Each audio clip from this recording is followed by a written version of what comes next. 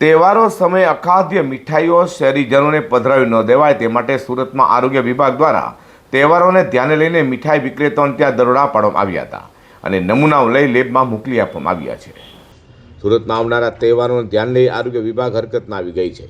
તહેવારોમાં કરોડો રૂપિયાની મીઠાઈ લોકો આરોગી જતા હોય છે, ત્યારે આરોગ્ય વિભાગ દ્વારા મીઠાઈ વિક્રેતાને ત્યાં દરોડા પાડવામાં આવ્યા હતા। તેમાં મોહનની મીઠાઈ સહિતની દુકાનોમાં દરોડા પાડી ત્યાંથી મીઠાઈઓના નમૂના લીધા હતા અને પૃથ્થકરણ માટે લેબમાં મોકલી આપ્યા છે।